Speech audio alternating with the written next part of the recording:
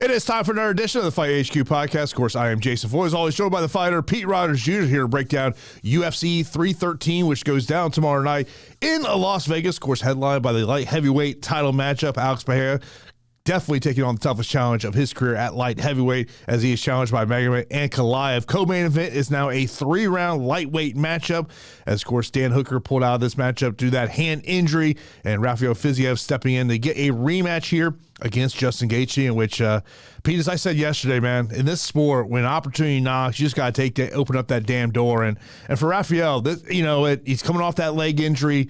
This is just a perfect opportunity for him, and you got to give him kudos for taking this fight.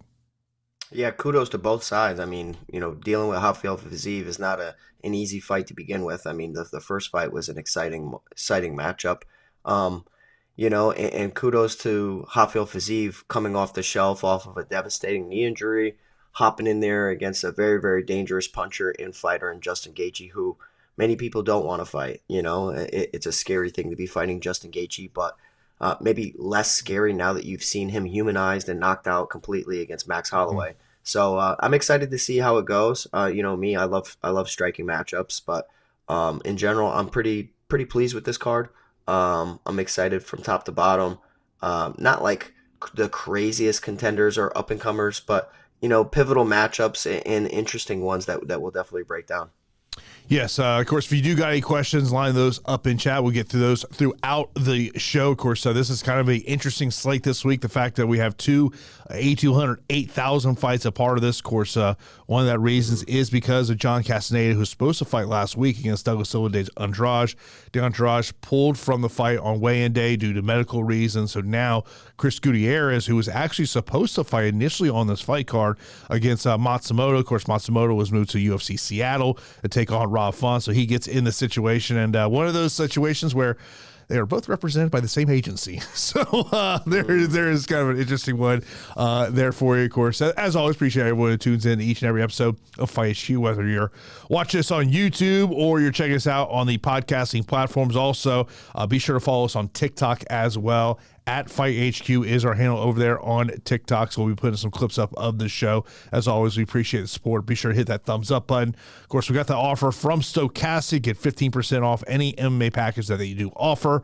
All you got to do is use the promo code FIGHTHQ or hit the links in the show description below to check that one out. But, Pete, as we get into game theory and talking about this one, I mean, look, you look at the price point on the main event, it's a really tough one to get away from. I understand in the co-main event could also be a difficult way. I mean, I think there's a co-main event. I think I have a lot more questions. I have answers in terms of that one as opposed to the main event. I mentioned the fact that we have two 8,200 and 8,000 fights. We've got a massive 9,600 salary on DK that I'm just not big on. Yeah, it's weird. It's a very weird slate. I mean, I think Carlos Leal is a great play, a great pick to win the fight, but for DFS, we need production. Then you got the main event between Alex Pereira going up against his stiffest competition yet, with supposedly the recipe to beat him of a Dagestani wrestler or a Dagestani fighter who tends to strike a lot, but has that wrestling in his back pocket in Magomed Ankalaev.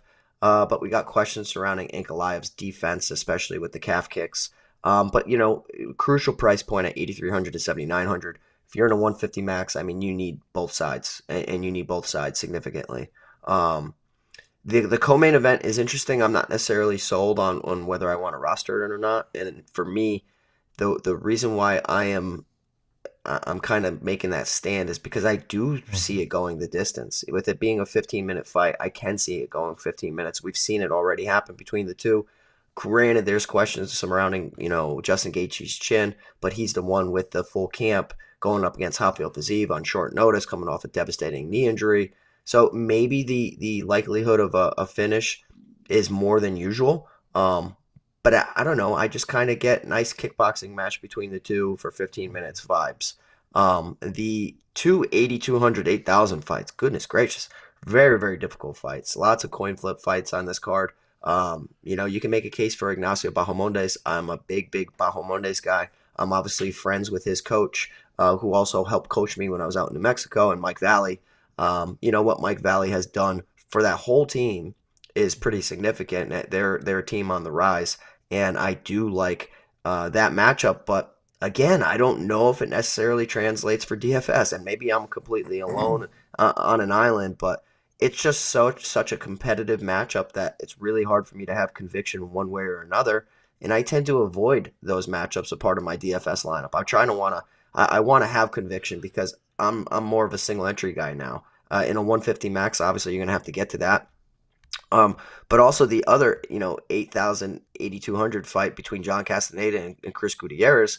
Castaneda really, really got the short end of the stick here, in my opinion, because he had a very nice matchup, a winnable matchup against Douglas Silva de Andrade. Now going up against a tricky opponent in Chris Gutierrez, which I don't know, it doesn't make much sense to me, and I think that he's in a much tougher matchup. So I feel for John Castaneda, and the fight now being at 145 pounds, with last week's bout being at 140 pounds, I don't know.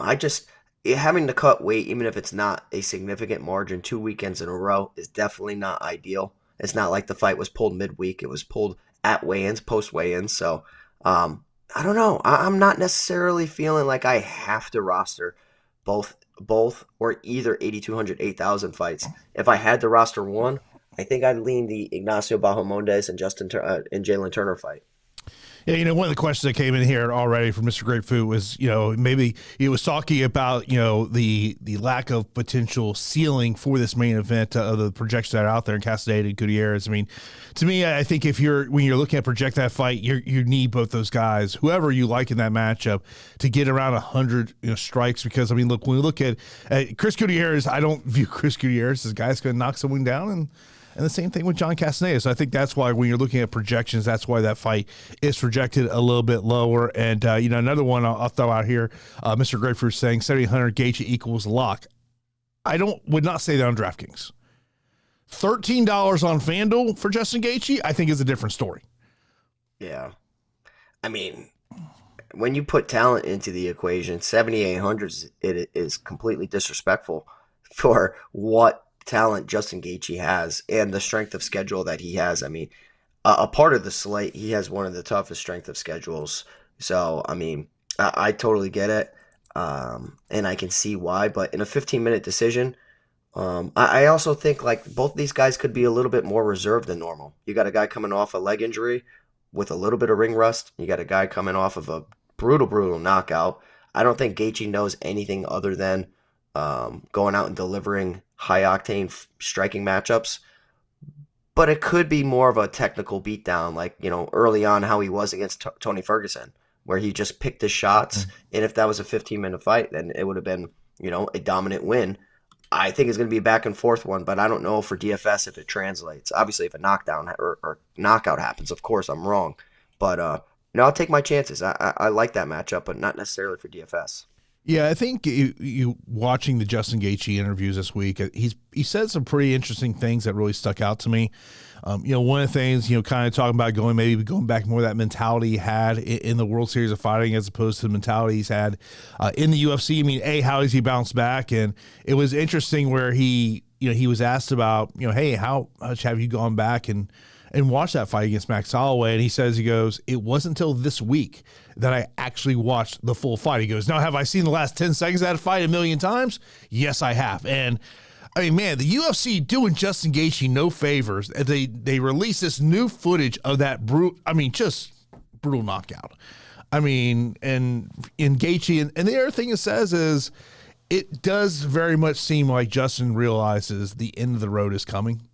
He made a comment on Embedded, said, I've got room for 2 more posters left in my house, which I thought was a kind of an interesting comment. So we'll talk about that as we do go on. Of course, be sure to join our Discord channel. Of course, totally free to join. Great conversations going on in there. Let's get right into breaking this one down. Of course, the main event will be the light heavyweight title on the line. Alex Pereira making his 4th title defense as he is challenged by his biggest challenge of his career at light heavyweight, Magomed Ankalaev. It's a straight up pick'em fight here, minus 110 on both sides.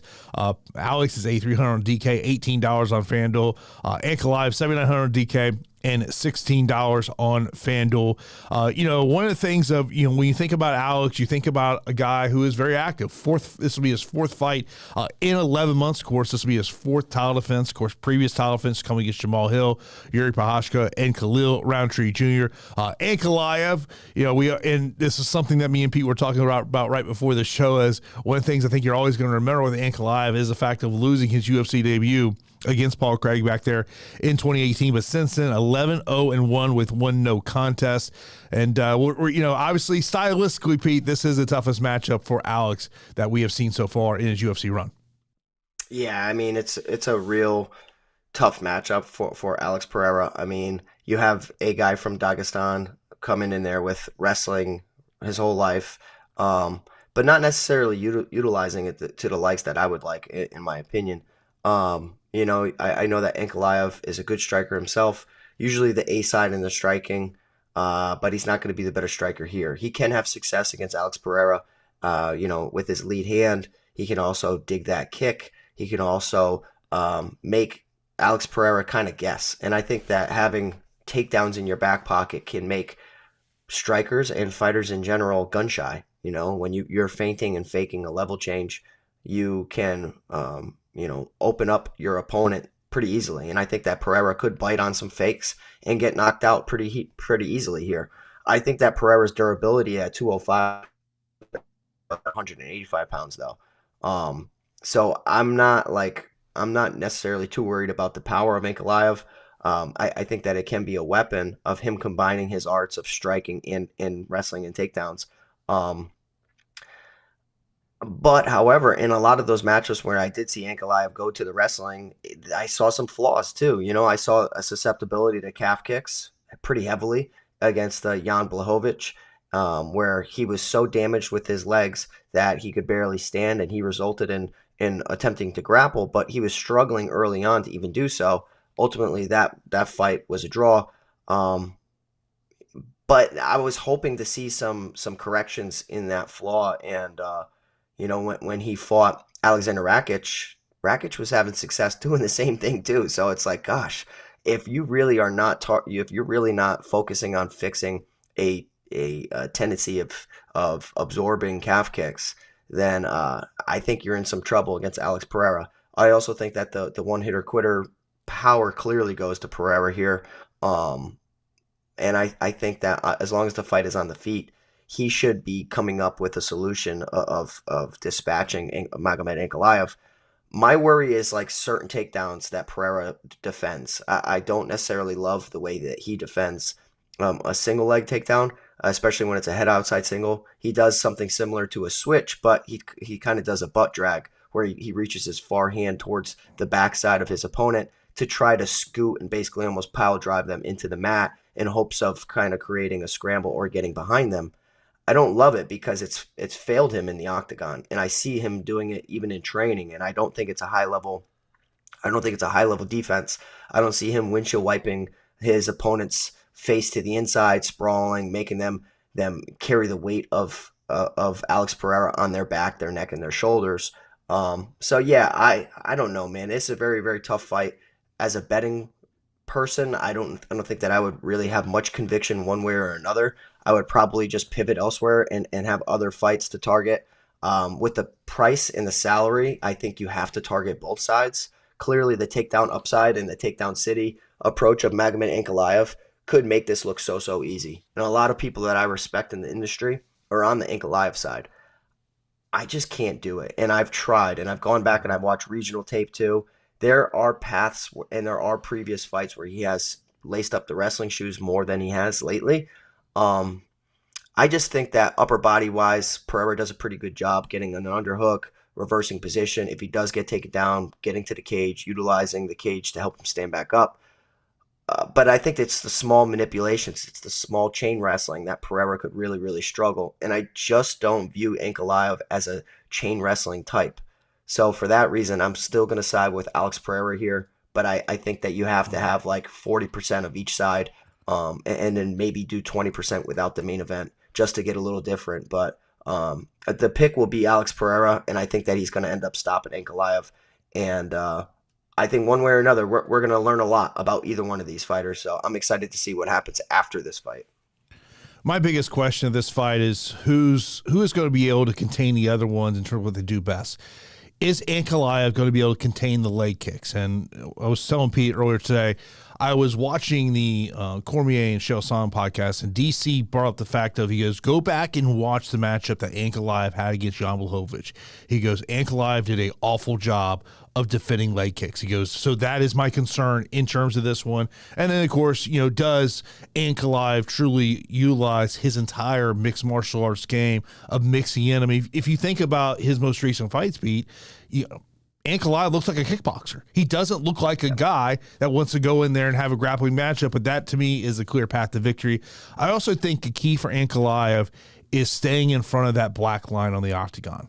That to me is where Alex has some of his biggest strengths, is when he's able to basically pin his opponent right there where they're essentially a step or two away from their back being up against the fence. I lean Alex in this one. I think it's a total pick'em fight. I'm with you on the betting odds. I think there's better ways to go. I mean, to me, if I was going to bet this fight, I'm looking at either the Alex prop of wins by TKO KO plus 150 or Ankalaev inside the distance at plus 250. Yeah, I mean, it's just one that I'll probably just sit back and watch as a fan. I know a lot of people that I respect that have a ton of conviction towards Ankalaev in this spot. He did attempt a ton of takedowns against Nikita Krylov and against Jan Blachowicz, but he was compromised in the Blachowicz fight too. So it's just like, I don't know if you can afford to get compromised. But I think the most hilarious thing in the world would be like an Alex Pereira submission. Like, that would be the most hilarious thing in the world.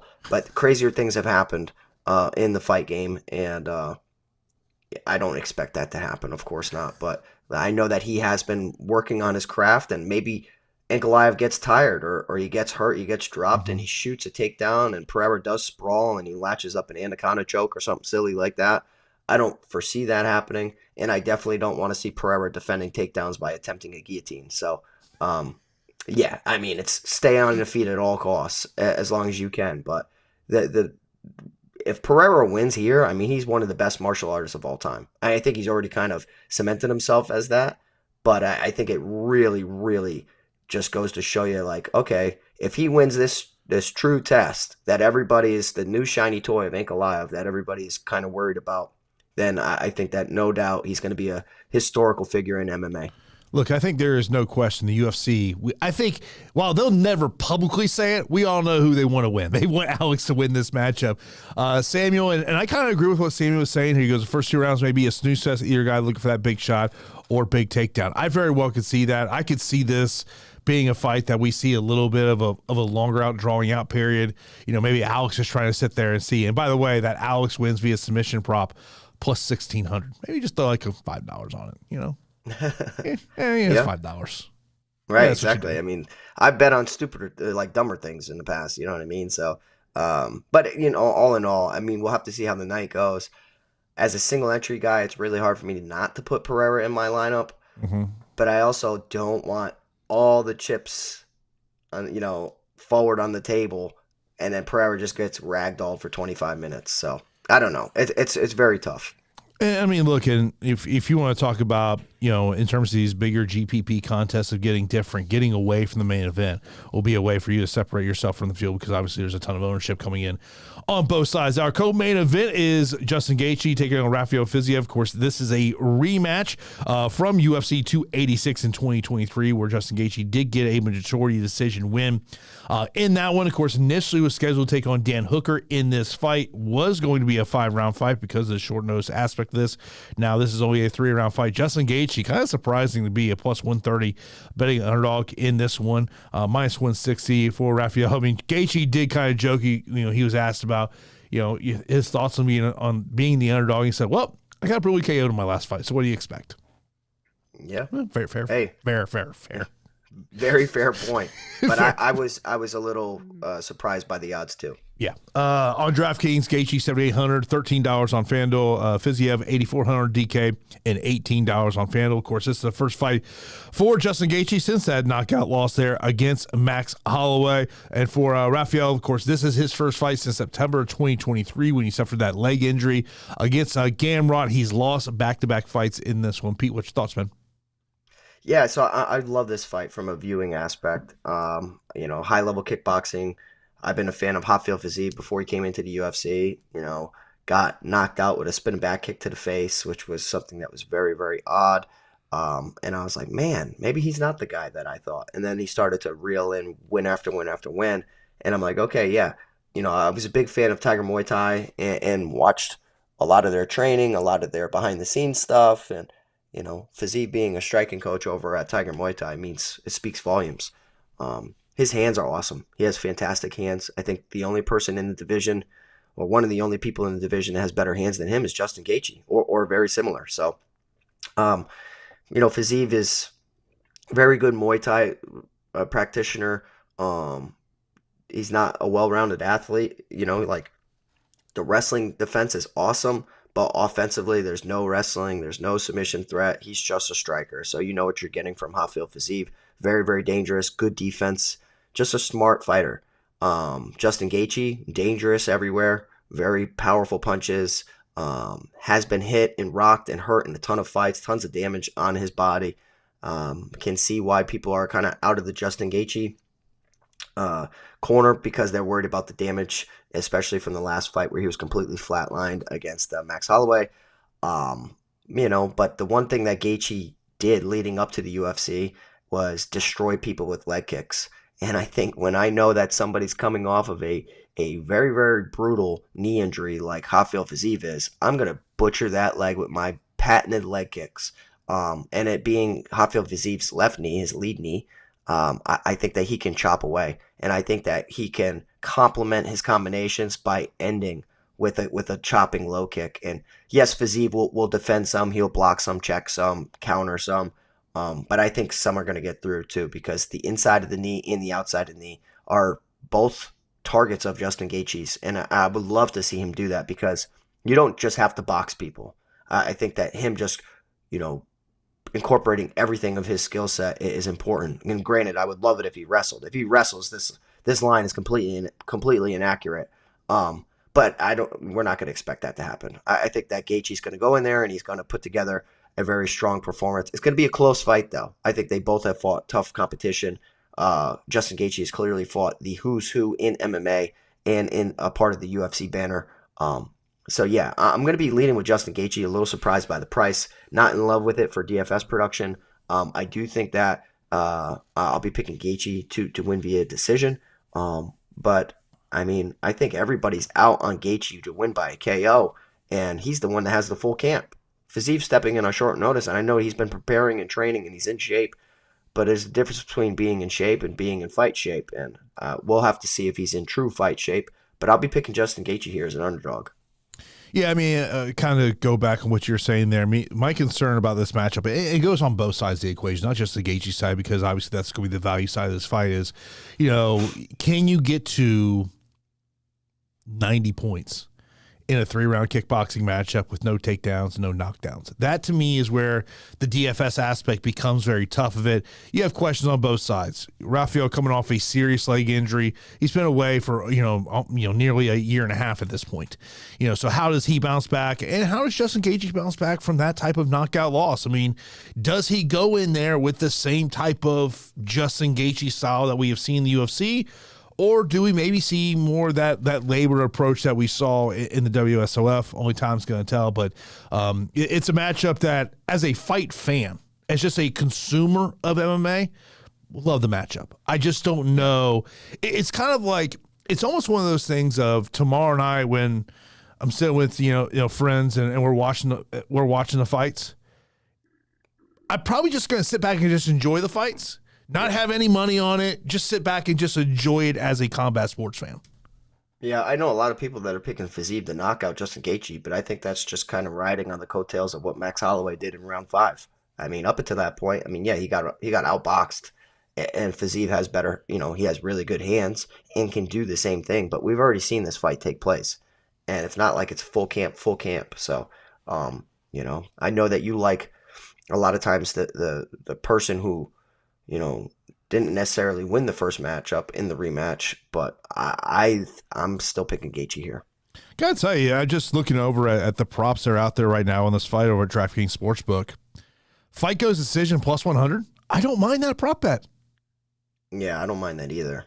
Look, if you want to chase some numbers, Gaethje TKO KO plus 350, Fiziev TKO KO plus 200. Obviously, the submission props are just ridiculous. 2,500 for Gaethje, 1,800 for Fiziev. Gaethje wins by decision plus 350. That's a juicy prop right there. Yeah, that's what I'm going to be picking. And the other thing is the fact of, and something to go back on what you said, Gaethje was preparing for a 25-minute fight. Now he's only preparing for a 15-minute fight. So, it's just a lot of question marks, but I think I'll just sit there and enjoy this one as a fan. Next up, we got Jalin Turner taking on Ignacio Bahamondes. Bahamondes, a minus 120 betting favorite, plus 100 for Jalin Turner. Turner is $8,000 on DK, $15 on FanDuel. Bahamondes, $8,200 on DK. And $16 on FanDuel. Jalin Turner, of course, been in the UFC for some time now, 7-5 in the UFC. All of his UFC wins have come via stoppage. He's coming off that loss to Renato Moicano nearly 11 months ago. He's 1-3 in his last 4 matchups. 2 of those 3 losses, FYI, have come by split decision. So if you really want to go prop game hunting, maybe you look at that split decision prop in terms of this one. Bahamondes, he has 5-1 in the UFC since losing his UFC debut against John McDessie. He's won back-to-back fights via first round TKO KO against Torres and Yagos. But, Pete, one of the things for me is this is a big step up in competition for him. Yeah, this fight's tough. It really is. It's a really, really tough fight. I sound like a broken record. Another fight that I want to watch.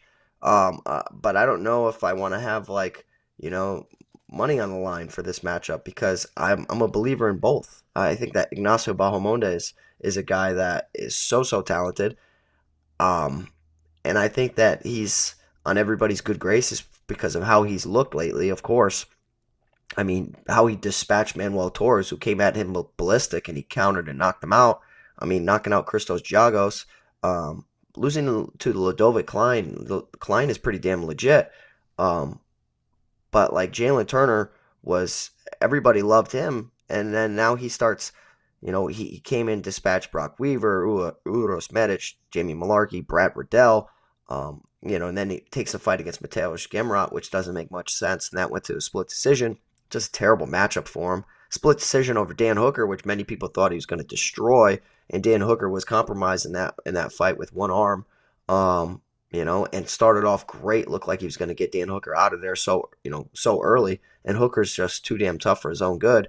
Came back, made it competitive, and ended up beating Jalin Turner, dispatching Bobby Green in brutal fashion, and then knocking down Renato Moicano and trying to get a walk-away knockout like he's Mark Hunt. And then it results in Renato Moicano recovering and then taking down Jalin Turner, controlling him, dominating him there, and implementing ground and pound when Renato Moicano is not necessarily known for the ground and pound, especially until American Top Team has made it a focus to implement more ground and pound because of the damage criteria. So, I think, recency bias, Bahamondes is clearly everybody's pick, but I think skill for skill, they present problems for each other. I think that the frames of each other, they both have 75.5-inch reach, 6'3" versus 6'3", mirror match, opposite stance. You got Jalin Turner with the more thudding power, I would say. The dynamic kicks would have to go with Ignacio Bahamondes, but Turner's damn talented in the kicking department too. I think if a grappling matchup happens, I think I'd be picking Jalin Turner to be a little bit better than Ignacio Bahamondes.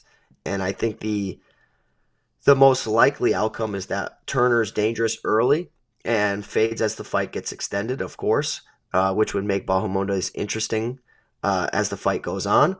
But I also think that rounds can be won by simply implementing a takedown or cage control or, just the physicality factor. And I think that I'm going to say that Jalin Turner is a little bit more physical than Ignacio Bahamondes. And I personally want Bahamondes to win, friend of a fellow coach of mine. Um, and I would love to see him continue to rise.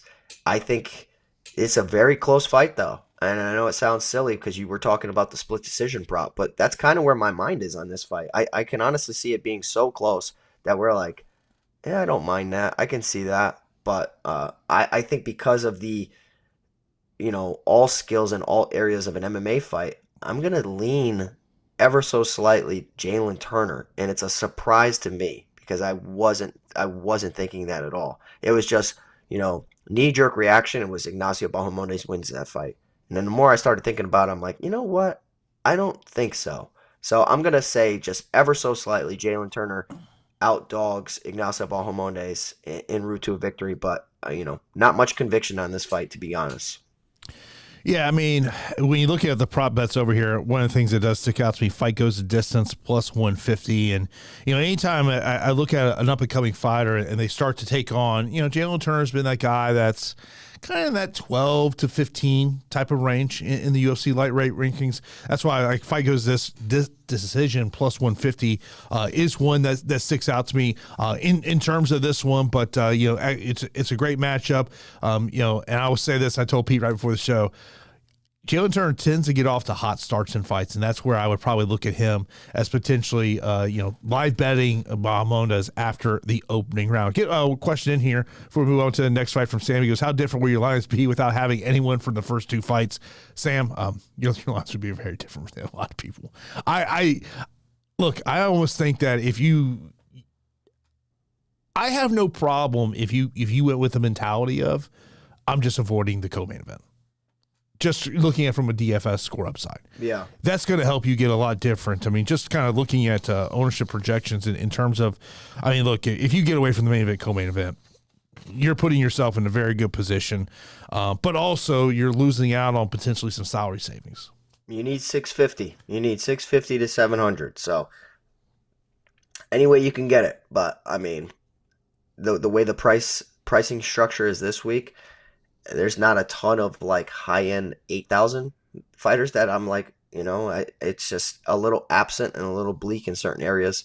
So I would think that it's going to be very, very difficult to avoid the main and co-main, or at least one of them.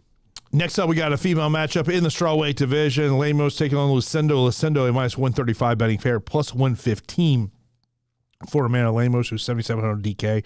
$14 on FanDuel, Lucindo 8,500 DK, and $17 on FanDuel. The one thing that really does stick out to you got a 14-year age difference between these two fighters. Lemos, 37 years old. Lucindo is 23. By the way, Lemos will turn 38 in May. Her last fight for Lemos was back in July of last year. That was submission loss to Jandiroba.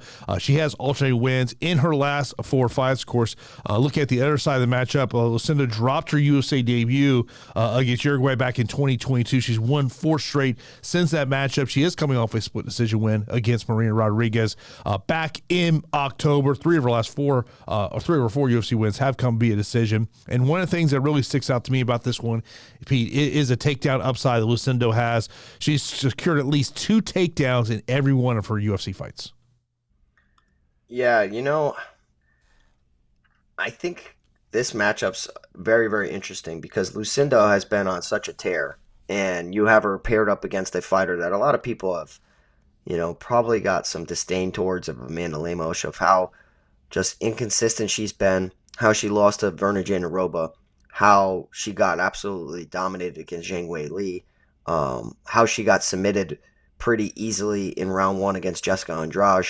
And all 3 of those matchups that I spoke of have a grappling threat. And her opponent, Iasmin Lucindo, has very talented grappling.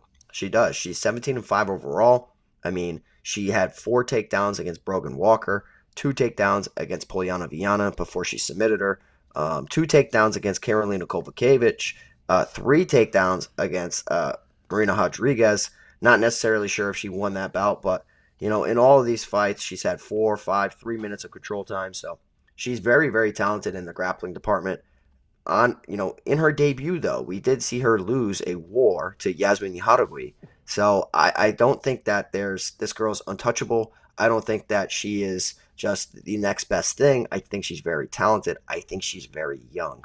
And for her being so good so young, it's kind of hard for me to grasp like where she's at because I mean, what's she, 23, 22? Like, that's ridiculous for her to be this talented. I mean, that's a very early start, especially in women's MMA, to be dominating so much. And, I think that she's good. I think she lacks some power in her hands. I think her striking's fine. But I worry about, like, what happens if Amanda Lemos touches her on the chin because the firepower that Lemos has is like second to none, to be honest, within women's MMA at the moment. I mean, like the way that she just pops people, she hits them, she hurts them. She can threaten submissions as well, not necessarily her strength, but the power that she has, the physicality factor, just the IQ of Lemos is pretty absent. But I don't know if I'm willing to bet on somebody who's so young, like so young. And I don't even think she's in her prime yet. That's why I'm very, very impressed with Lucindo at 23 or 24, whatever she is, because what she's doing, she's not even at her peak. And I think that she can turn into one of the best fighters in the division. She's on her way, but I also think that there's going to be some speed bumps along the way. So for me, women's MMA is always very, very close. She's not, with a crazy, crazy price tag.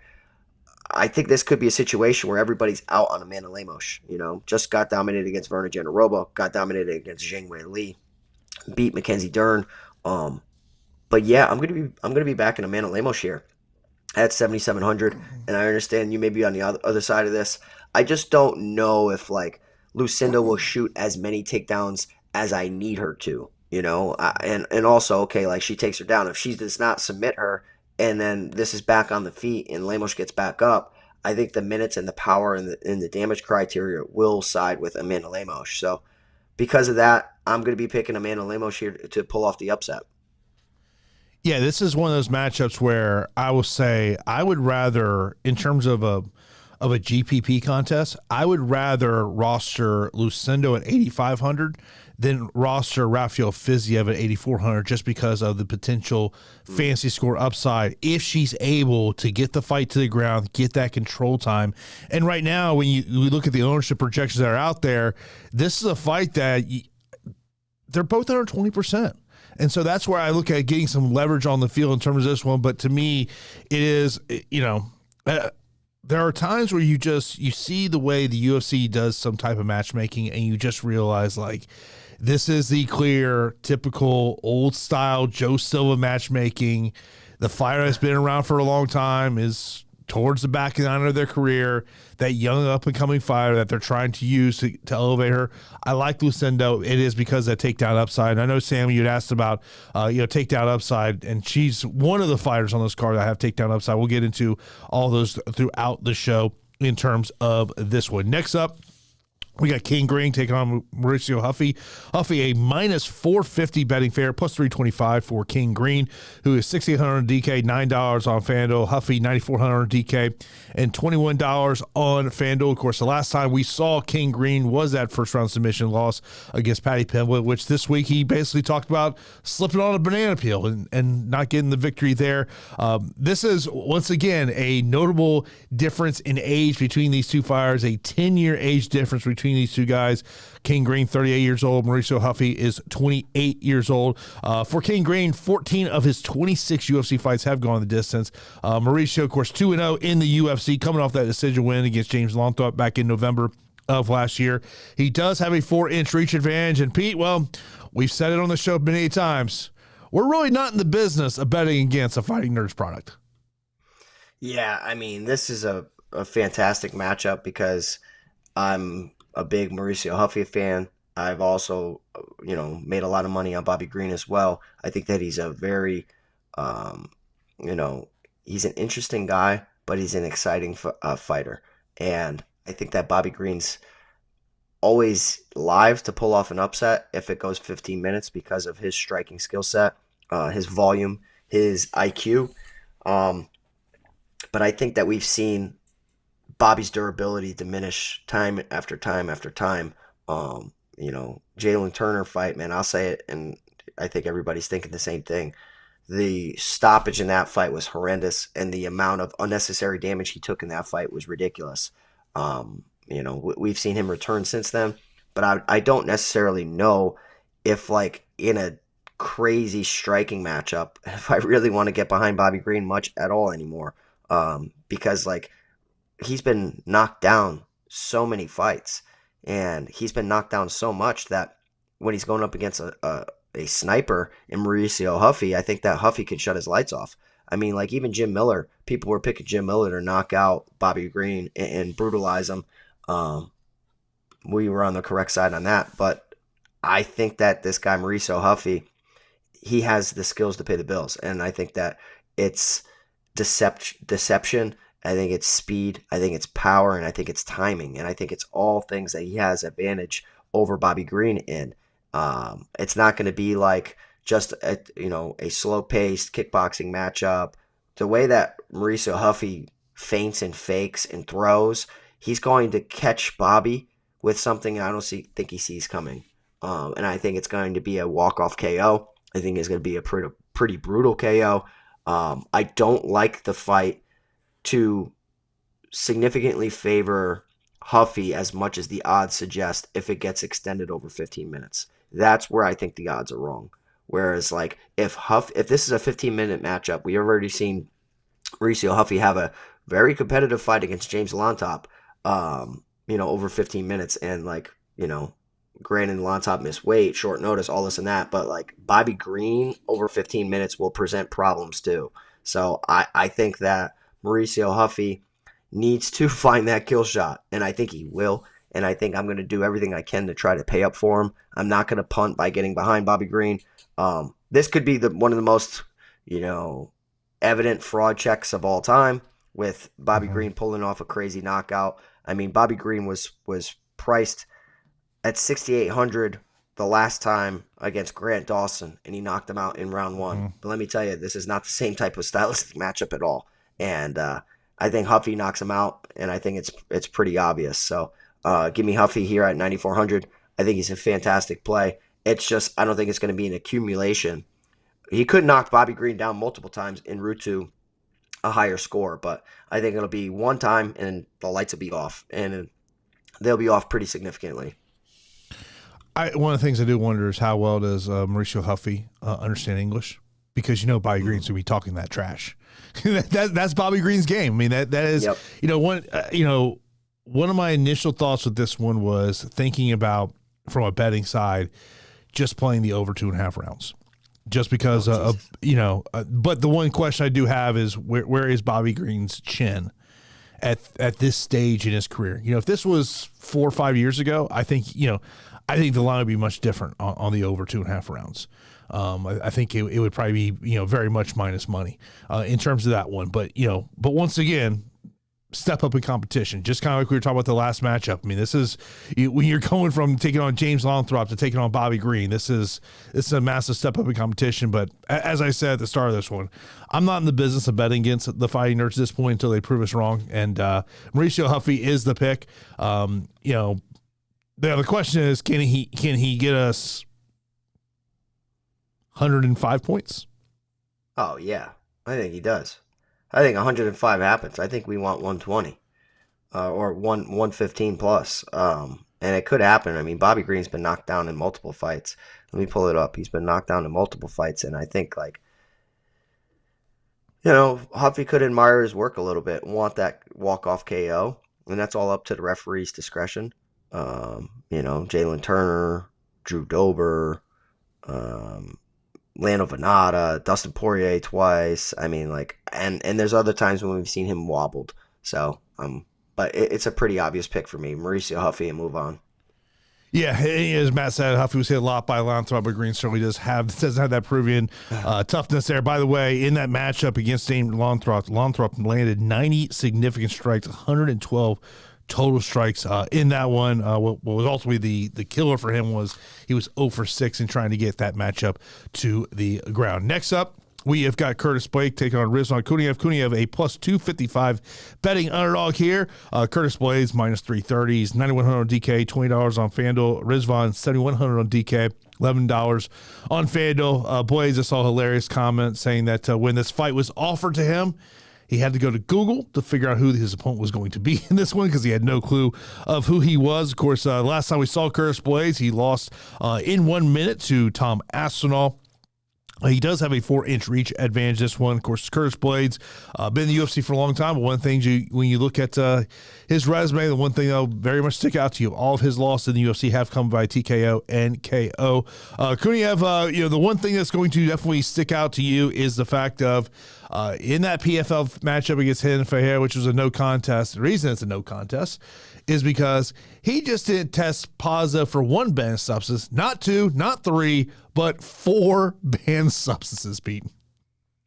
Yeah, I mean, there's a special place for people like this, and I don't condone anybody who cheats in fighting. You know what I mean? This is a sport, yes, but you have opponent's health and your health on the line every single time you step in there. So anybody who tries to get an advantage like that, I have zero sympathy for.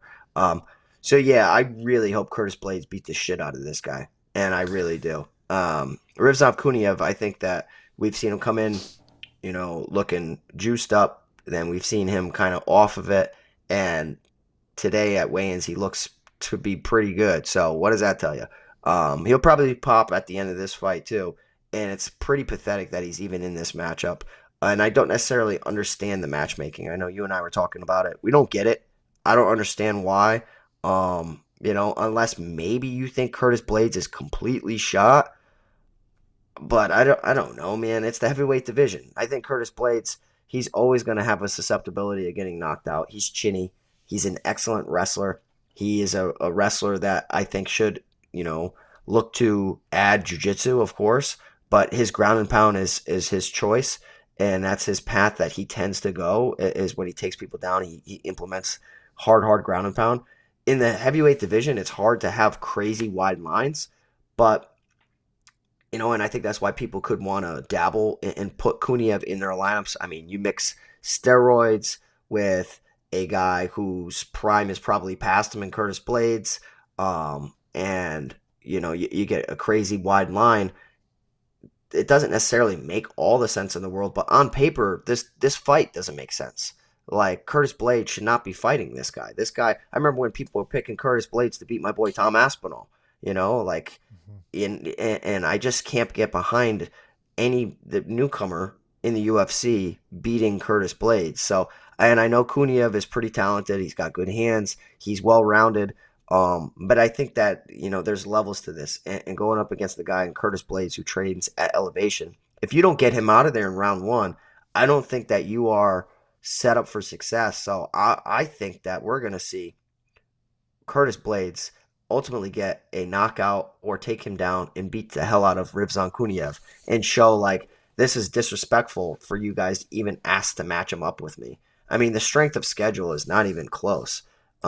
Curtis Blades has fought, like, fighters with over a 71% winning rate in comparison to Kuniev's 56% win rate of opposition. So, like, and not to mention that everybody Curtis Blades has fought, it's the who's who in the heavyweight division. He could be cooked, he could be completely done, and Rizvan Kuniev walks into the UFC, gets the biggest win of his career, and is just a new face for the division.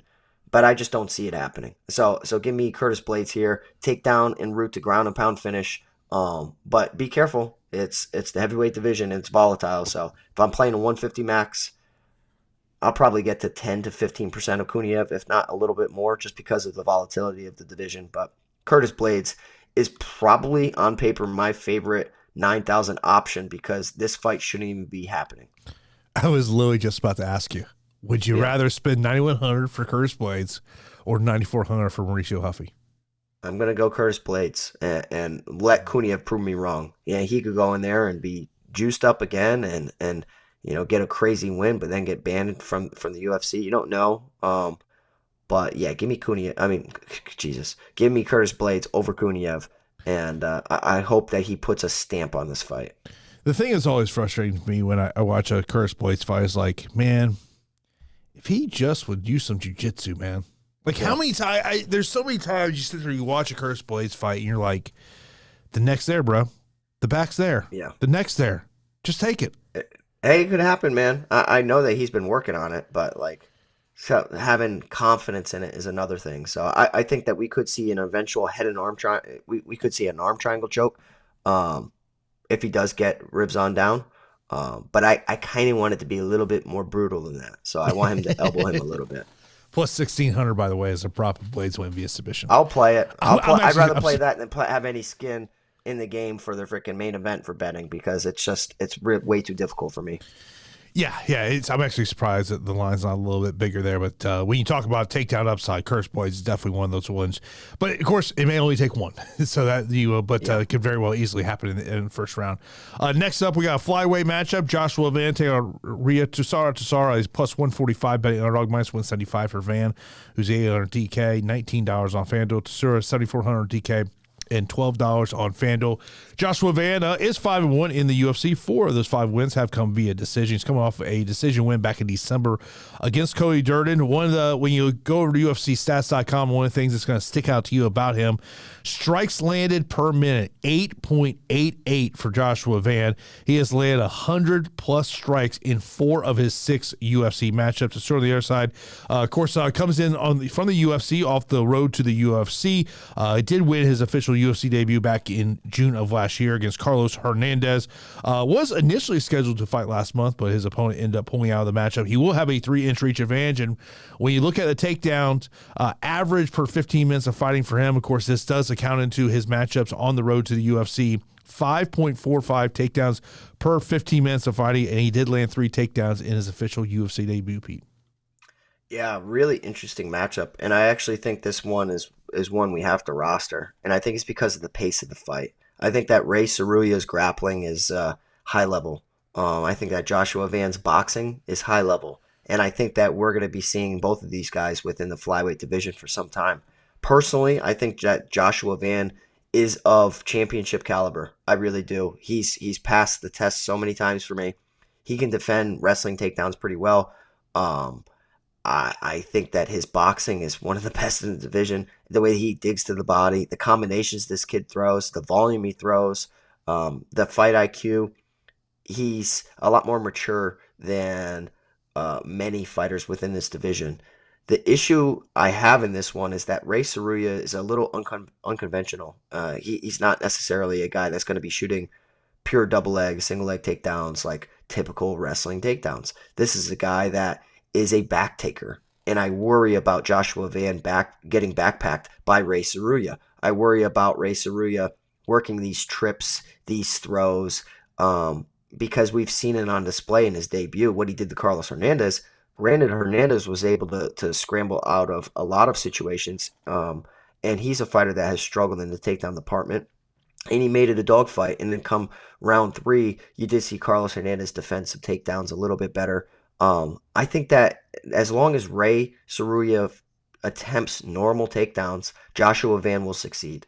The second he starts arm dragging or getting the backpacking, clinching with Joshua Van and under overs, utilizing inside trips, outside trips, that's where I think Van could get taken advantage of. And this could be a situation where he could get taken down multiple times, and the next thing you know, the time expires and the round goes off. And Joshua Van never is really able to get out of first gear.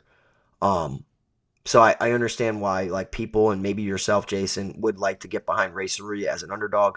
I do see some holes, though, and I think that he's going to be a complete fish out of the water as long as this fight remains on the feet. The boxing and striking disparity between Van and Tsuruya is significant. I'll be picking Joshua Van to pull off this victory. But, this card is very, very difficult. I believe in Joshua Van completely, and I understand why everybody wants to take him down because nobody can compete on the feet with him. I do worry about this comes down to damage versus control, and it kind of caps the upside for Joshua Van. But given the division, given the volume, given the pace, I'm going to be backing Joshua Van to break Rei Tsuruya in the second or third round. But either way, I think it's one of the most exciting fights on the card. Yeah, I think if you are a Joshua Van supporting this one, I think the biggest concern has got to be is if Ray is able to get on the back. If he's able to get on the back of Joshua Van, that's why, like, when I'm looking at, these underdogs that I think have a high ceiling, Ray is just one of those ones that I stick to there, but completely understand why you do like Joshua Van in this one. Next up, we got Bruno Ferreira taking on Armen Petrosyan. Petrosyan minus 140. Betting fair plus 120 for Ferreira. Ferreira 7,600 on DK, $14 on FanDuel. Petrosyan 8,600 on DK. And $17 on FanDuel. Brunno 3-2 in the UFC. All of his UFC fights have ended in stoppage in the first, or 4 to 5 have ended in the first round. He's coming off a submission loss back in October against Abus Magomedov. He's only seen the third round once in his career. That was in his last matchup against Magomedov. Petrosyan 3-3 in the UFC. All of his UFC wins have come via decision. He has lost back-to-back fights against Rodolfo Vieira and Shah Magomedov. But Pete, I think one of the things I really do like about Petrosyan's matchup is his length and his striking. Yeah, so, this matchup's interesting because clearly the more fun, exciting fighter to get behind is Bruno Ferreira. The power that he possesses is second to none. The Hulk hits you and you get knocked out completely. Ferreira actually has a slight reach advantage in this matchup of 1 inch, but the height advantage is pretty significant with Petrosyan at 6'3" and Ferreira at 5'10". And Petrosyan fights long though. Petrosyan likes to throw kicks, inside leg, outside leg, front kicks. And I think that he can do a pretty good job being the matador, while Ferreira will clearly be the bull. And it could result in Petrosyan kind of coasting to a 15-minute decision. It could be Petrosyan, making Ferreira run into something and getting knocked out. Ferreira was chinned against Nursultan Ruziboev by throwing a naked leg kick, getting hit with a cross straight down the middle. And then was most recently submitted against Abus Magomedov in round 3. I think that if Ferreira laces up his wrestling shoes, coming from a judoka background, that he could make this a pretty easy fight. I just don't see him going to the takedown well as much as I need him to. And I also don't see him with a crazy submission threat. The guy only has 3 submission wins in his career.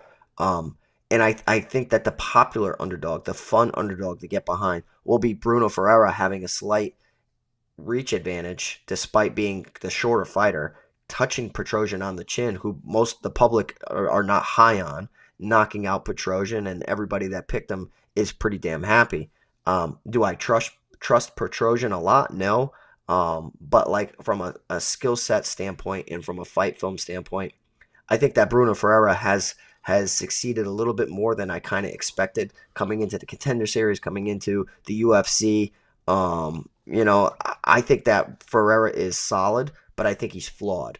And I think a guy in Petrosyan is a little underrated in the striking department. So I think that we're going to see him kind of dance his way to a 15-minute decision. So give me Armen Petrosyan to pick up a boring decision victory, but Ferreira could make a mistake and get capitalized, but I think the masses will be picking the underdog, and I'm going to be picking Petrosyan in the mid-range to kind of pull it off at 8,600. Look, when you're talking about fantasy score upside, if Bruno's going to go out there and win, it's got to be, right, via knockout in most likely the first round, if not early on in the second round. So from a DFS perspective, definitely do not mind getting him, but I do like Petrosyan to go out there and get the win in terms of that one. Next up, we have got the biggest betting favorite on the card, Carlos Leal, who is a 8-1 betting favorite, taking on Alex Morono, who's plus 500. Morono, 6,000 on DK. 6,600 on DK, excuse me. $8 on FanDuel. Carlos Leal, 9,600 on DK, $22 on FanDuel. Of course, we saw Carlos make his UFC debut last year, stepping up on short notice, take on not Fakardinov. Of course, lost that matchup via decision back in October.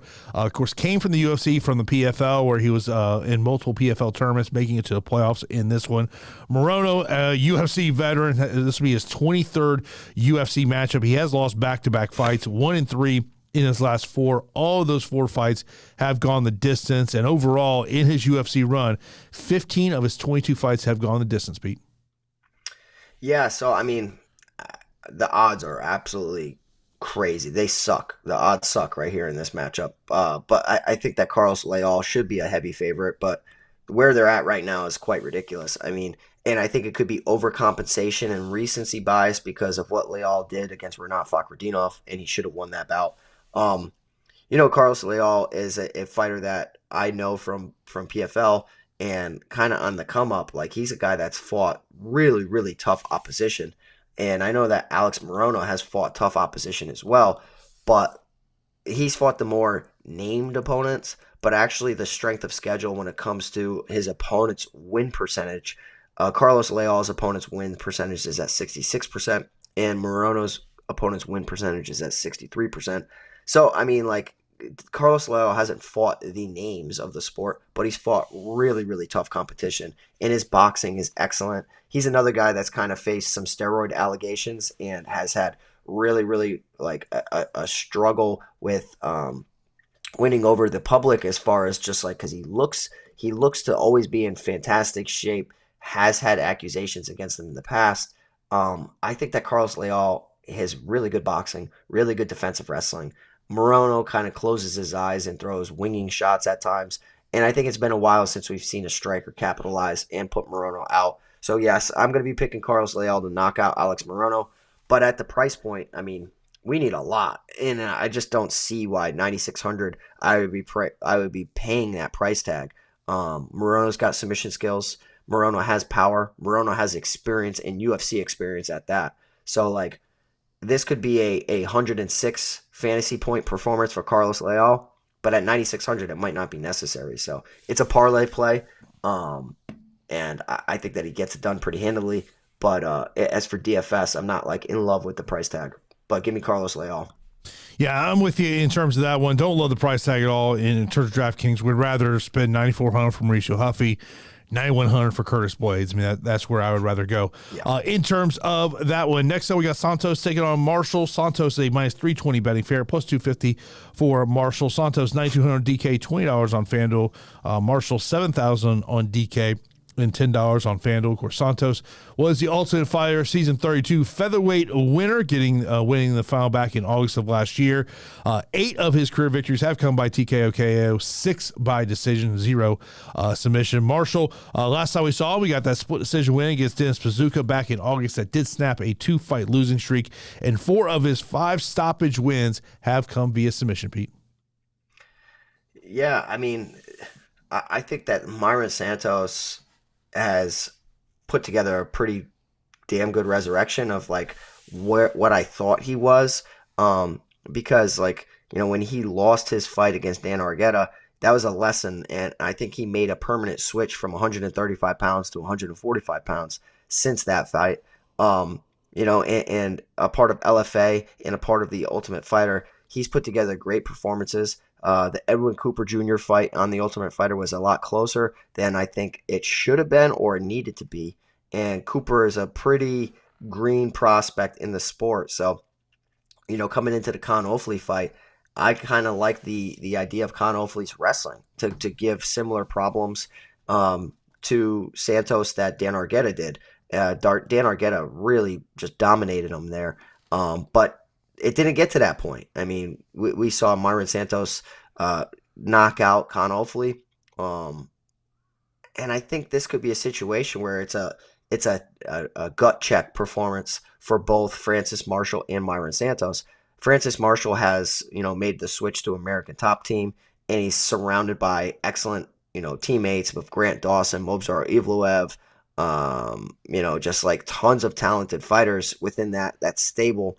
And he picked up a short notice fight over Dennis Bazooka. And now we have full camp versus full camp from Santos and Francis Marshall. And I think Francis Marshall is better than his 8-2 record suggests.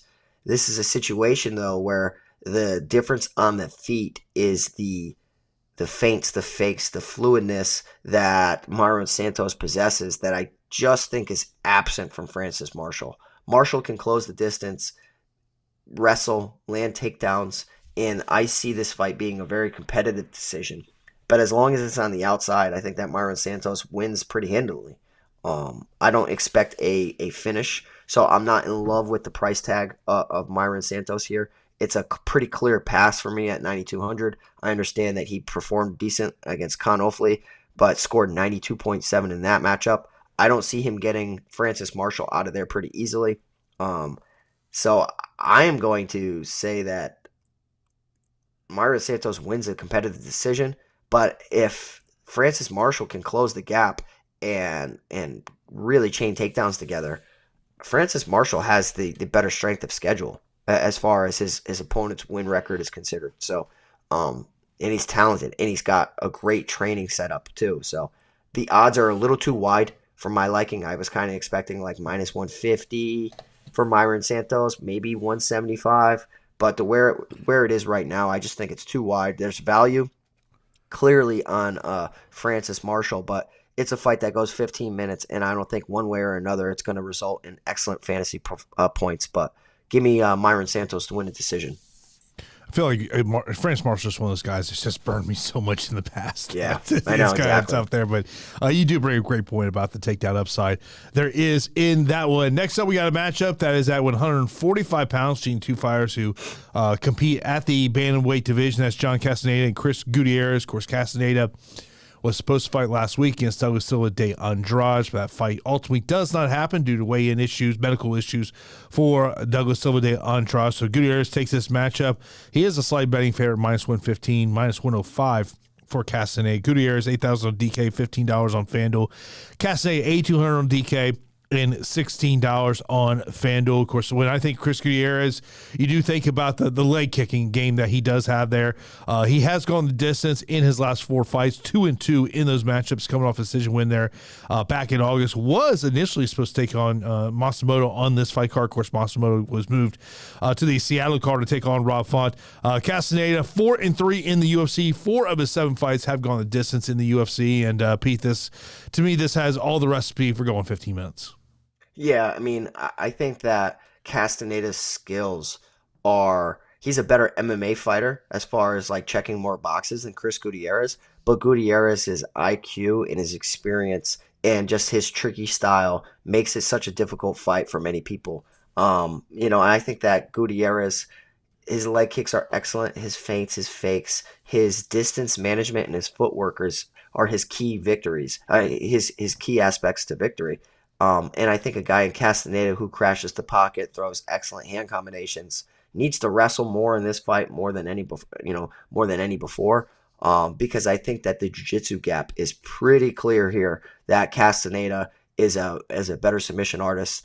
He can win rounds. He can win the matchup by implementing takedowns. He's an excellent jiu-jitsu practitioner. And I think that's how I would play this fight. Is what I tend to do lately is I've been going to these fighter props, a part of each fight, and they have John Castaneda's takedown line sitting at 2.5. I think that in order for him to succeed, he needs to get more than 2 takedowns. I just think he might have a hard time really corralling Chris Gutierrez. But my favorite thing is like in matchups, I picked Rob Font to win the bout, but I talked about the takedown upside of Matsumoto. So I played all Matsumoto's takedown props, kind of like a ladder play, and he smashed. I mean, I made a ton of money because of that. And I really like playing these fighter props over on DraftKings by doing so. But for me, it's going to be Chris Gutierrez. I think that Castaneda got a worse matchup going from Douglas Silva de Andrade to Chris Gutierrez. And I don't really know, other than just staying active, why he would take this fight. I mean, yes, Gutierrez is a name, but I think there's a very difficult problem to solve when you're going up against Chris Gutierrez. And I'm just not willing to bet that Castaneda is going to become Mr. Chain Wrestler as much as I need him to. So give me Gutierrez to win a decision. And Gutierrez has fought really, really strong competition outside the UFC and inside the UFC too. So, I'll be picking Chris Gutierrez. My guess on that situation, Pete, is it was probably take this fight this week, or we're not going to be able to get you a fight for another 2 or 3 months. I hate that. I know. That's exactly what happened. And like you got screwed because your initial opponent fell off, and it's just like, well, I need money, and I think it's a winnable fight. I just don't love the matchup for him. Yeah, that's that. I mean, look, that's the issue. I mean, I don't. The thing about Chris Gutierrez is, I mean, you're just counting on, you know that, high probability it's going 15 minutes. So you're just sitting there saying, okay, I'm going to need 100 strikes landed for this actually to make it work out. I mean, and look, if he lands 100 strikes and gets the decision win at 8,000, yeah, it's going to work out for you. It's going to allow you to get some other things, but I just think it's, going into it, you just have to have that understanding. Now, opening fight of the night, Santos and Diaz. Santos is a minus 195 betting fair, plus 165 for Diaz. Santos, A700 DK. $19 on FanDuel. Ozzy is $7,500 DK and $12 on FanDuel. UFC debut here for Santos. He is coming off that win on the Contender Series where he was an underdog against Will Curry back in September. His last 3 fights have gone the distance. Diaz, we saw him lose his UFC debut back in November. He is a product out of King's MMA. He's never seen the third round as a pro. 8 of his 11 pro fights have in the first round, and he is returning to the middleweight division after being at light heavyweight, Pete. Yeah, so I don't understand the odds on this matchup. I really don't. I don't understand why Ozzy Diaz is such a significant underdog, or not necessarily significant, but it's way too significant for me going up against the Dana White Contender Series fighter who has really not proven anything. Ozzy Diaz, yes, he got knocked out pretty brutally against Ming Yang Zhang. All right. He was plus 270 in that matchup. He's plus 165 now. This is a guy that has had some notable wins outside the promotion in LFA. And he's a pretty big guy. And he's dabbled between 2 divisions. I think that Djorden Santos is kind of an unknown and unproven guy to me. I mean, when I go in a part of his record, okay, and this is something that I've added to my algorithm and kind of my database that I have for each fighter. I mean, Djorden Santos has the worst strength of schedule on the entire card. And a lot of that is Brazil regional promotions. It is what it is. I mean, his total opposition that he's fought, 70 wins and 72 defeats. I mean, that win percentage is 49%. And Ozzy Diaz, his win percentage of his opponents sits at 59%. So, and clearly, we know what LFA is. LFA is a very tough promotion. One of the best regional promotions out there, if not the best currently, based on the landscape of how everything in MMA is.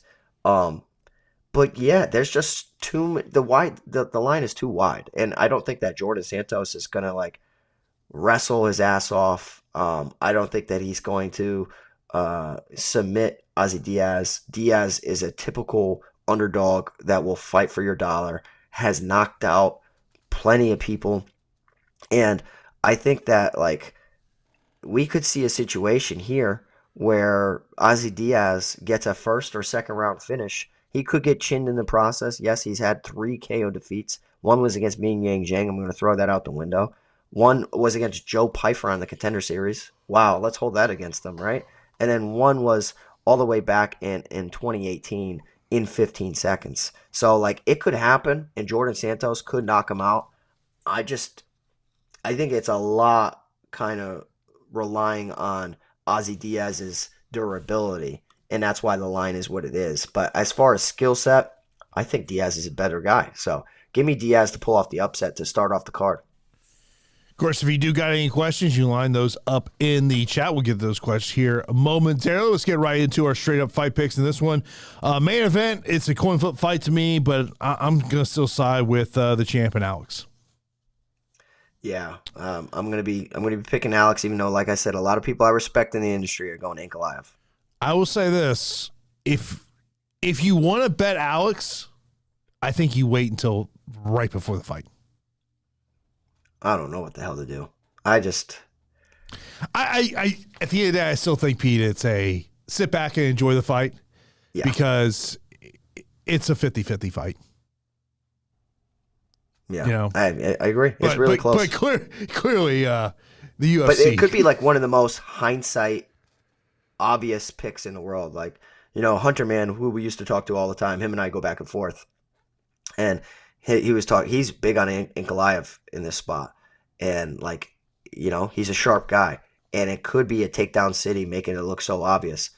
I'm just not ready to say so. So I'm picking Pereira. Yeah, I'm picking Pereira there. Co-main event, I'll go underdog number 1 and Justin Gaethje. Yeah, Justin Gaethje. Next up, give me underdog number 2 in Jalin Turner. Jalin Turner slightly. I'll take Lucindo. I'm on Amanda Lemos, another underdog for me. Huffy. Mauricio Huffy. Blaydes. Blaydes, I hope. I'm going to go underdog number 3 in Rei Tsuruya.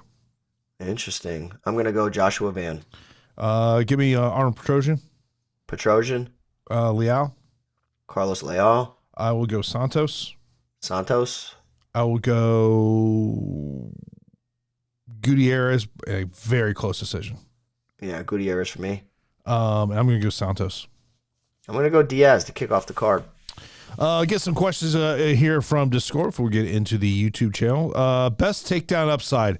So I've got 5 fighters with takedown upside. Ankalaev, Lucindo, Blaydes, Rei, and Marshall.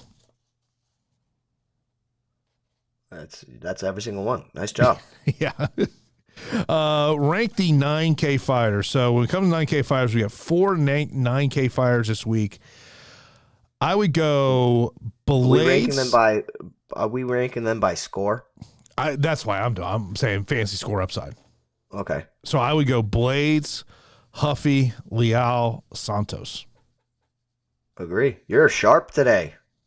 Yeah, I mean, it's when you talk Curtis Blaydes, I mean, the takedown upside, and I mean, if Curtis Blaydes loses, this is a risky fight for him because he should not lose this fight. You know what I mean? And if he does, his career is going to spiral down quickly. He very well may be in negotiation with PFL to fight Francis Ngannou if he loses this fight. Yeah, very good point. That's the reality of that one. Best leverage play. I think the best leverage fight to play is Lucindo and Lemos. Okay.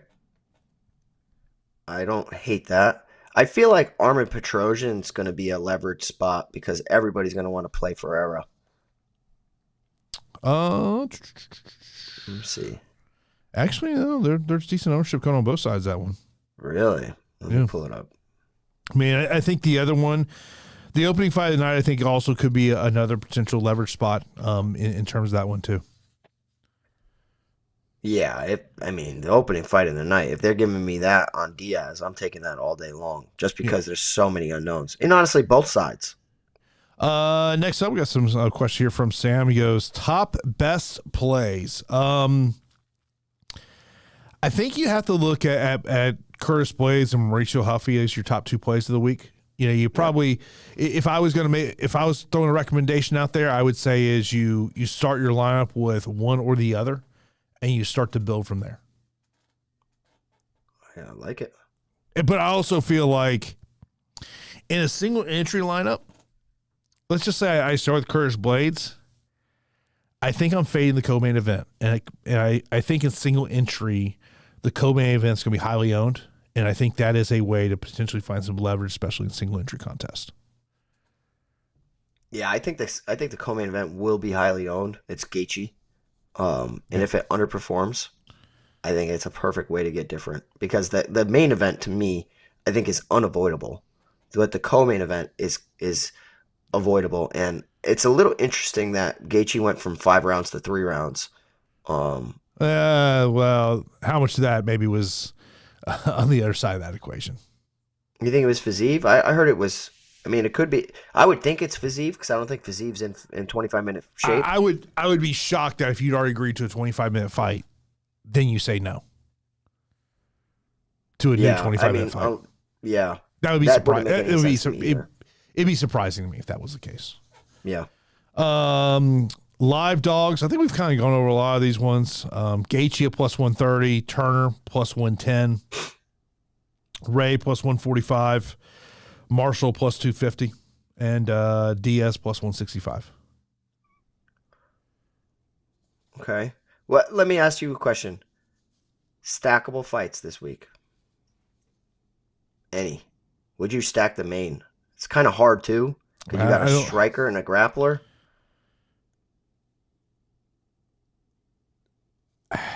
Man, if I were going to stack any fights, I think I'm looking at the 8,200, 8,000 fights. Yeah. I mean, you Turner think and Bahamondes? Yeah, I mean, if you think both those guys can both get takedowns, And then I think Gutierrez, Castaneda. I mean, let's just say both those guys. Let's just say the winning fighter lands 100 strikes and the losing fighter lands 85 strikes. Yeah. You know, that to me, but overall, I can't foresee myself stacking anything. See, the way I was thinking too is like Rei Tsuruya and Joshua Van. Like Tsuruya could get so many takedowns in like round one, maybe round 1.5. You know what I mean? And then like start falling off a cliff, and he's at 10 takedowns, and he gets 50, 60 points in a loss, and then Van does his pat, and then come from behind, crazy volume victory. You know, like it's possible. But I think the optimal percentage of stacks are like clearly below 5%, but it's doable. Top pump plays. Is Francis Marshall the best pump play at 7,000? I think it's a more competitive fight than what it shows. I would say so. I don't have any interest in Morono. I don't have any interest in Bobby Green. Kuniev is I think it's Diaz, Tsuruya, Kuniev, and Marshall. That's kind of a really interesting four piece right there, where it's just like I can make a case for them, even though I'm on the other side on a lot of those. But I think Marshall in that range has the best odds of winning a decision. So it probably makes him the best punt play. Yeah. Next up, best decision odd fights and favorite parlays. For me, the best decision odds, I like the fight goes the distance in Gaethje and Fiziev. I think Ferreira, Petrosyan, I think it's another one to point to. Gutierrez, Castaneda. I'm sure that number is probably juiced on going to decision, but those would be my top three. Yeah, I agree with the Gutierrez and Castaneda fight. I also agree that the Marshall and Santos fight goes the distance. But yeah, outside of, well, I don't know, what's the line on the finishes? Because we might be at like a decent amount today. Sam's number is 5.5. Oh, I'm over that. I'm over on that. You agree with me? You disagree with me? Because now that I said it, I'm looking at it, I go, I don't know. I think it's my initial count was 5. That I felt pretty good about going to a finish. Okay. I would probably lean over 5.5. Yeah. It's hard. Yeah. Top captains and MVPs. Look, I think everyone's going to try to get to the main event in terms of that one. Even though me and Peter are on different sides of that, I don't mind Lucindo as a captain MVP because of the takedown upside. I would expect Mauricio Huffy would probably be pretty highly owned. Blaydes, I think, would be the safe pick. I think so. I mean, but it's heavyweights. Yeah. You know? Yeah. Value plays underneath 8K and a core on DraftKings. Value plays underneath 8K. Ankalaev, because 7,900 takedown upside that he has there. Lemos at 7,700, I think could be a value play if she can keep the fight on the feet. She can stop the takedowns from Lucindo. Brunno Ferreira at 7,600, but that's a thinking he can knock Petrosyan out within 7.5 minutes. To me, a core on DraftKings for me, I think it'll be Blaydes, Alex,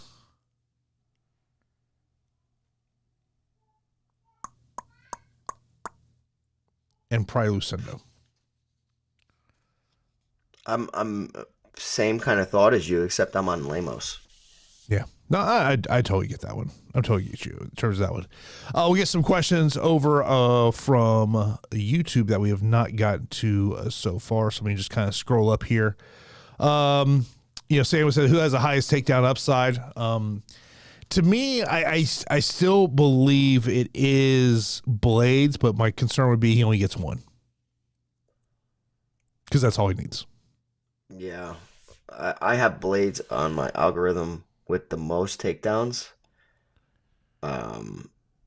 Next, I have Lucindo. Yeah.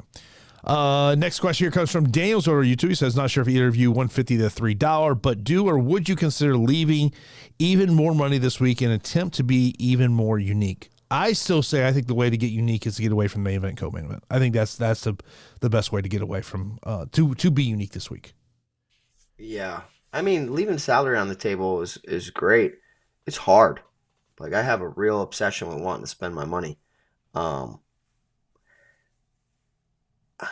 With there being two 8,200 and 8,000 fights, I think that you definitely could. Um, but I think anything more than like 1,000's really aggressive, and I don't think you need to get that different. But anything under 1,000, I think is fine, or 1,000 and under.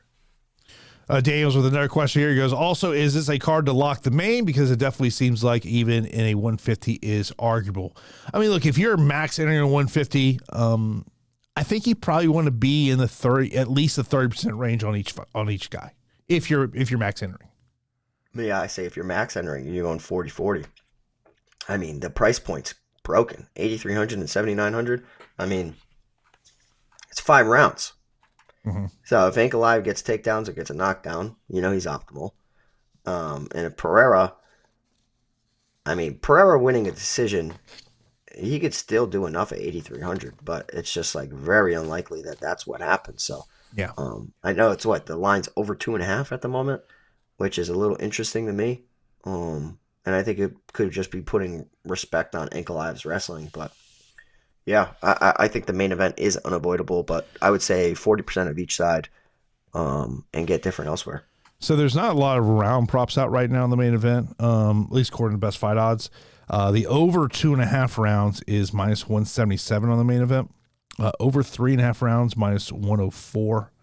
Over 4.5 plus 148. I really would be surprised if this fight hits the fourth round. I really would. But also the concern is the last thing you want is that third round finish, because that's something we talk about in the past. Next up, Sam goes, this week feels more like leaving more salary than usual. Sam, I'll say this. I've not developed any lineups, but I can certainly see there is a clear path to leaving a decent amount on the table. Yeah, like I said, I think 1,000 and less is fine.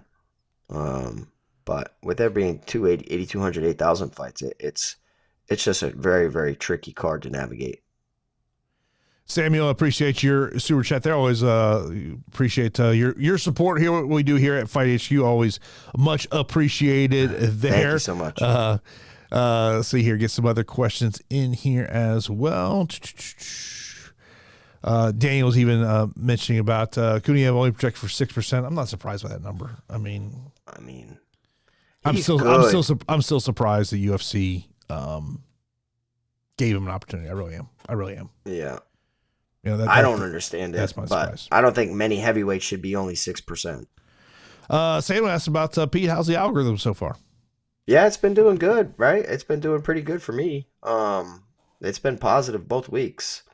But I added some new stuff to it. I added strength of schedule. So I'm trying different things. The strength of schedule thing, I think, is something very, very big, because we see guys coming in and off of the Contender Series, and they just have crazy, crazy odds attached to them. And then we've been seeing undefeated fighters get reality checks too. So it's a nice little tool for me to also look at. Taking their whole career, not just their UFC career, into perspective. Next up from Matt, he says, what are the past fights where Ankalaev uses wrestling? You can go back to the Nikita Krylov fight where he scored 3 takedowns. In that matchup, but that was all the way back in 2021. 1 takedown against Ozdemir in a 3-round fight. 1 takedown against Thiago Santos. 2 against Blachowicz back in 2022. And then 1 in the no contest against Johnny Walker. Yeah, the one against Blachowicz, I mean, he had two takedowns, but he had like 10, 12 minutes of control time. So like it doesn't necessarily have to just be takedowns. It could be wall install. But I do worry about Alex just getting on his back, because like when Alex is put on his back, there's levels, and I think that is the worry, of just being too complacent and playing guard off your back, or just taking the round as an L. So I mean, we'll have to see. I'm excited. I'll probably be playing the fighter props on the main event if I'm playing anything, because if Ankalaev wins, it's through takedowns. And they don't have all the takedown numbers right yet, but, they do.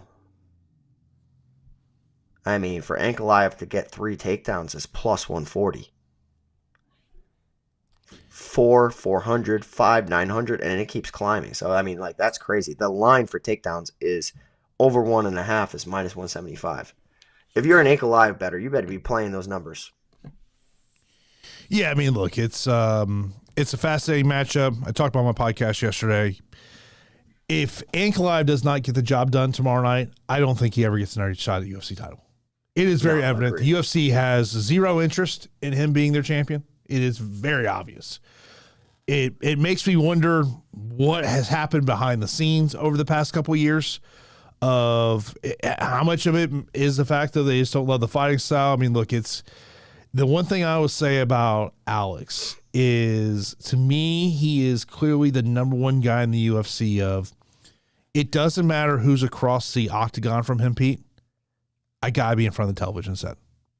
Yeah, I don't remember a guy that I've been so interested in watching fight in quite some time. Like Alex, what he's doing in the sport is just, it's insane.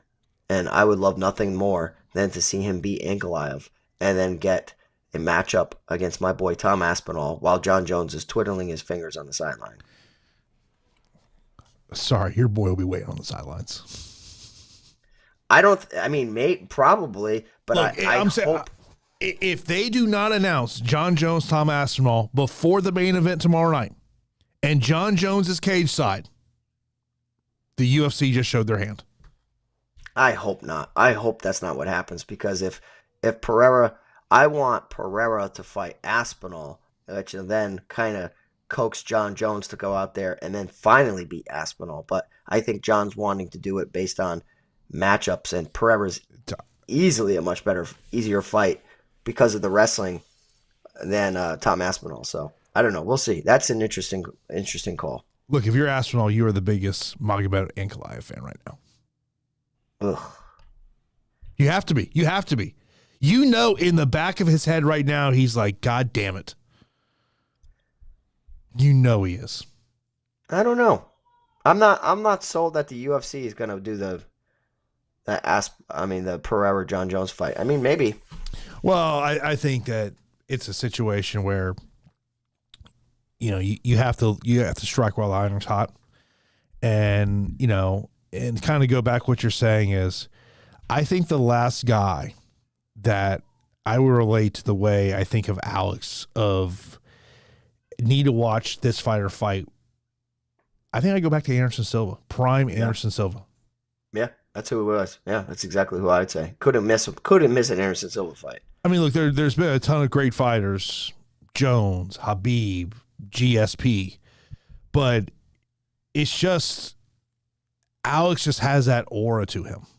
Yeah, it's different, and it's always interesting, and especially when I talk to people in my inner circle that are not really combat sports people.